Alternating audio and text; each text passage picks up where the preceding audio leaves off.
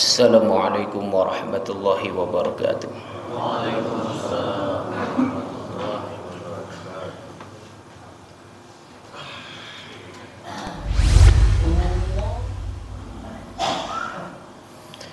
Innal hamdalillah nahmaduhu wa nasta'inuhu wa nastaghfiruh wa na'udzu billahi min sururi anfusina wa min sayyiati a'malina.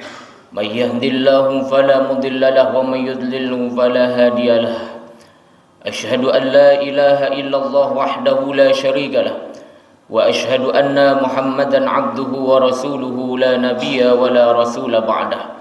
Allahumma salli ala Muhammad wa ala ali Muhammad. Laqad qala Allah ta'ala fi kitabihil karim. A'udzu billahi as-sami'il 'alim minasy syaithanir rajim. Bismillahir rahmanir rahim. Ya ayyuhalladzina amanu taqullaha wa qulu qawlan sadida yuslih lakum a'malakum wa yaghfir lakum dhunubakum wa man yuti'illaha wa rasulahu faqad faza fawzan 'azima. Shadaqallahul 'azim. Wa qala an-nabiy sallallahu alaihi wasallam taraktu fikum amrayni ma in tamassaktum bihima lan tadillu abadan kitaballahi wa sunnata rasulih. Shadaqan nabiyyu ala haditsih.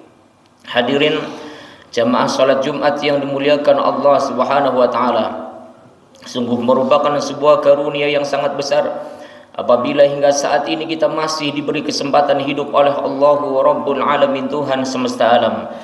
Dengan demikian, maka sudah sepatutnya bagi kita untuk senantiasa berusaha menjadi pribadi-pribadi yang bertakwa, yang benar-benar tunduk dan patuh dengan semua apa yang sudah disyariatkan oleh Allah Subhanahu wa taala.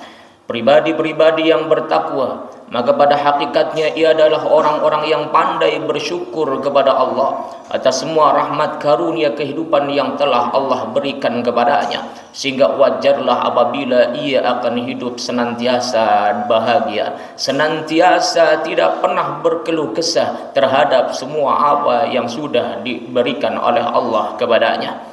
Oleh karena itu, hadirin rahimakumullah, melalui mimbar Jumat yang mulia ini, khatib mengajak saudara-saudara sekalian agar bersama-sama tunduk dan patuh dengan aturan-aturan Allah Subhanahu wa taala, melakukan segala apa yang sudah diperintahkan oleh Allah dan menjauhi segala apa yang sudah diharamkan oleh Allah Subhanahu wa taala. Saudara, beberapa hari ke depan seluruh bangsa Indonesia akan melalui proses peralihan kepemimpinan. Itu artinya sekitar 12 hari lagi mulai dari sekarang, bangsa Indonesia nasibnya ke depan sudah ditentukan oleh Allah Subhanahu wa taala. Semuanya ada di antara orang-orang di antara kita yang menginginkan berkelanjutan, dan ada orang-orang yang menginginkan perubahan. Dengan motonya Wakanda Nomor, Indonesia Forever. Lalu siapa yang harus kita dukung, Ustaz? Siapa yang harus kita bela, Ustaz? Siapa yang harus kita pilih? Maka di sini sebagai orang yang beriman sudah sepatutnya kita menyadari terlebih dahulu bahwa semua apa yang kita lakukan tidak pernah terlepas dari apa yang disebut dengan syariat agama.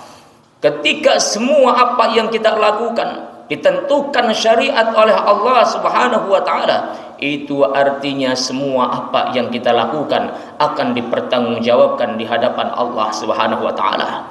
Inna nahnu nuhyil mauta wa naktubu ma qaddamu wa atharahum wa kulla syai'in ahsaynahu fi imamin mubin. Itulah firman Allah Subhanahu wa taala yang Allah menyampaikan bahwa sesungguhnya kamilah yang akan menghidupkan orang-orang yang mati, dan kami pula yang mencatat semua apa yang mereka tinggalkan, dan mencatat pula semua apa yang pernah mereka lakukan ketika hidup di dunia. Orang yang beriman, jangankan tingkah laku, setiap tutur kata yang keluar dari lisannya pun ia yakin ma yalfidhu min qawli illa ladaihi raqibun atid, senantiasa dicatat oleh malaikat raqib dan malaikat atid. Yang artinya, hadirin rahimakumullah, ketika kita memilih pemimpin, maka tanggung jawab kita bukan hanya selesai di dunia, akan tetapi di yaumil akhir pun kita akan dimintai pertanggungjawaban di hadapan Allah Subhanahu wa taala. Manakala orang yang kita pilih untuk menjadi pemimpin di negeri ini bukannya memberikan kebaikan, bukannya membawa maslahat, justru membawa mudarat, semakin menenggelamkan negeri ini dalam keterpurukan. Semakin banyak orang-orang yang dibikin susah, semakin banyak orang-orang yang diintimidasi. Maka pada saat itu pula yang berdosa bukan hanya pemimpin, akan tapi orang-orang yang telah memilihnya pun akan turut mendapatkan dosa pula darinya. Inilah yang disebut dengan dosa jariyah. Ketika banyak orang yang paham hanya sedekah yang ada jariyahnya, hanya amal yang ada jariyahnya, hanya kebaikan yang ada jariyahnya, yang akan senantiasa mengalir pahala kepadanya. Padahal bukan hanya dalam perkara kebaikan seseorang akan mendapatkan jariyah, akan tetapi dosa pun ada yang disebut dengan dosa jariyah. Manakala seseorang memilih pemimpin dan pada akhirnya orang yang dipilih tidak membawa kebaikan bagi negeri ini. Idza wusidal amru li ghairi ahliha fantadhiris sa'ah. Ketika amanah diberikan kepada orang-orang yang bukan ahlinya, maka tunggulah kehancurannya. Siapa yang akan bertanggung jawab atas kehancuran negeri ini? Apakah pemimpin? Oh tidak, yang bertanggung jawab adalah kita, orang-orang yang telah memilihnya, yang padahal sudah banyak fatwa disodorkan kepadanya, sudah banyak kenyataan yang sudah disodorkan kepadanya, sudah nasihat para ulama, para kiai, para habaib, para ajengan, para ustadz, agar memilih pemimpin yang baik, yang mau peduli terhadap agama, yang mau peduli terhadap syariat Islam, yang mau peduli terhadap rakyatnya. Akan tetapi kita dengan egoisme yang kita punya, pada akhirnya kita tetap memilih orang-orang yang hakikatnya tidak pantas untuk dijadikan sebagai orang pemimpin. Inilah tanggung jawab yang besar yang akan ia dapatkan. Kenapa? Karena ia turut berpartisipasi untuk menjadikan orang-orang yang tidak layak menjadi pemimpin pada akhirnya menjadi pemimpin. Saudara-saudara kaum muslimin, jamaah Jumat yang dimuliakan Allah Subhanahu wa taala, itulah sebabnya Allahu Rabbul Alamin mengkaruniakan kepada manusia dengan akalnya, dengan hati nuraninya, yang dengan itulah kemudian manusia disebut sebagai makhluk terbaik oleh Allah Subhanahu wa taala. Kenapa? Karena dengan akalnya sepatutnya manusia mampu membedakan mana yang benar, mana yang salah. Karena dengan hati nuraninya sepatutnya manusia mau merenungkan apa yang seharusnya dilakukan dan apa yang tidak seharusnya dilakukan. Masalahnya saudara, ketika Allah menyampaikan laqad khalaqnal insana fi ahsani taqwim, dan sungguh kami telah ciptakan manusia dalam rupa yang paling sempurna. Kenapa manusia disebut sebagai makhluk sempurna oleh Allah? Apa karena ia mempunyai tangan? Oh tidak, karena monyet pun diberikan tangan oleh Allah, akan tapi monyet tidak disebut sebagai makhluk yang sempurna oleh Allah.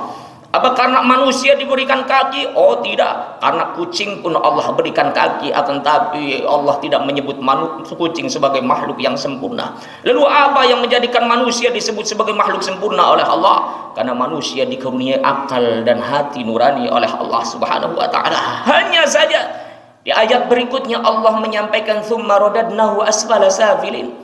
Kemudian kami lemparkan ia pada tempat yang paling hina, tempat yang paling rendah. Kenapa manusia disebut sebagai orang-orang yang akan dilemparkan ke tempat yang paling hina? Padahal manusia sebelumnya disebut oleh Allah sebagai makhluk yang paling sempurna. Jawabannya adalah karena kebanyakan manusia tidak mau menggunakan akal sehat dan hati nuraninya. Inilah penyebabnya. Akalnya tidak digunakan untuk memilah dan memilih mana yang benar, mana yang salah. Hati nuraninya tidak digunakan untuk merenungi mana yang seharusnya yang dibela, mana yang seharusnya tidak dibela. Akalnya dan hati nuraninya dikalahkan oleh hawa nafsu angkara murka yang ada pada dirinya. Itu artinya ini manusia sudah memberhalakan hawa nafsu yang ada pada dirinya. Na'udzubillah min dzalik wa Allahumma ba'idna min dzalik. Saudara-saudara kaum muslimin, jamaah Jumat yang dimuliakan Allah Subhanahu wa taala. Ustaz, kira-kira yang menang siapa Ustaz? Kira-kira yang akan menjadi pemimpin di kemudian hari siapa Ustaz? Wallahu a'lam bissawab. Yang jelas Allah Subhanahu wa taala pernah menyampaikan di dalam Quran surah Al-Imran ayat ke-26. Apa kata Allah? Qulillahumma malikal mulki tu'til mulka man tasha'u wa tanzi'ul mulka mimman tasha'u wa tu'izzu man tasha'u wa tudhillu man tasha'u biyadikal khair innaka ala kulli syai'in qadir.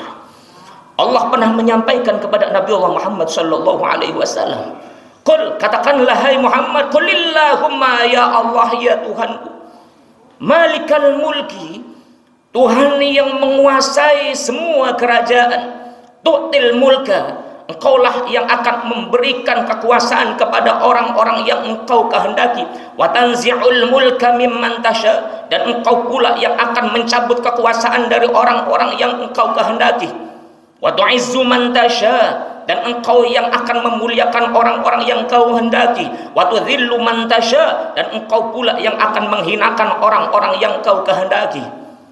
Artinya apa hadirin rahimakumullah? Ketika Allah disebutnya tu'til mulka man tasha, engkau ya Rabb yang maha memberikan kekuasaan kepada orang-orang yang kau kehendaki, wa tanzi'ul mulka mimman tasha, dan engkau pula yang akan mencabut kekuasaan dari orang-orang yang engkau kehendaki. Itu artinya Allah sedang mengingatkan kepada kita bahwa kekuasaan pada hakikatnya ada di tangan Allah Subhanahu wa taala. Apakah 01 yang menang? Apakah 02 yang menang? Atau 03 yang menang? Apakah Ganjar Pranowo yang akan menjadi pemimpin di negeri ini di kemudian hari? Apakah Prabowo Subianto atau Anies Baswedan? Yang jelas semua ada di tangan Allah Subhanahu wa taala. Apabila Allah berkehendak bahwa Anies Baswedan menang, maka sudah saatnya Anies Baswedan akan menjadi pemimpin di negeri ini. Begitupun yang lainnya. Ketika Allah sudah berkehendak, maka semua akan Anies Baswedan pada akhirnya. Semua akan Anies Baswedan pada waktunya. Begitupun yang lainnya. Itulah ketentuan Allah Subhanahu wa taala. Yang jelas di dalam ayat berikutnya Allah menyampaikan tu'izzu man tasha, engkaulah yang memuliakan orang-orang yang kau kehendaki, wa tudhillu man tasha, dan engkau pula yang menghinakan orang-orang yang kau kehendaki. Siapapun yang menang nanti maka bukan berarti itu bentuk kemuliaan dari Allah yang diberikan kepadanya. Siapapun yang kalah nanti bukan berarti itu bentuk penghinaan Allah kepadanya. Sebab apa? Kemuliaan ataupun kehinaan bukan dilihat dari kekuasaan. Andai kata kekuasaan menjadi simbol daripada kemuliaan seseorang, seharusnya dahulu Fir'aunlah yang menjadi manusia yang mulia daripada Musa alaihi salatu wassalam.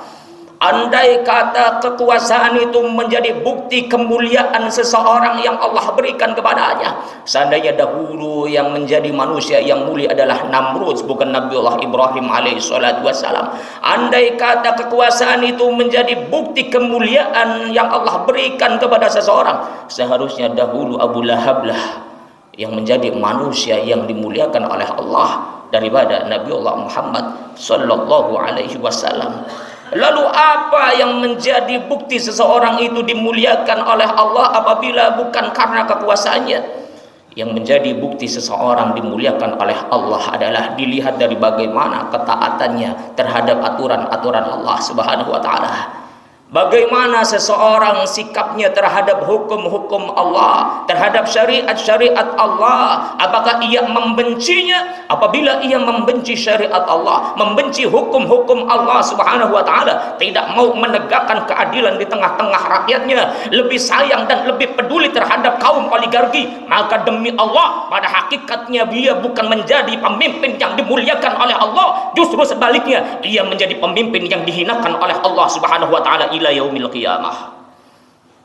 Subhanallah wa bihamdih, subhanallahil azim. Biyadikal khair, di tanganmu lah ya Allah semua kebaikan. innaka ala kulli syai'in qadir.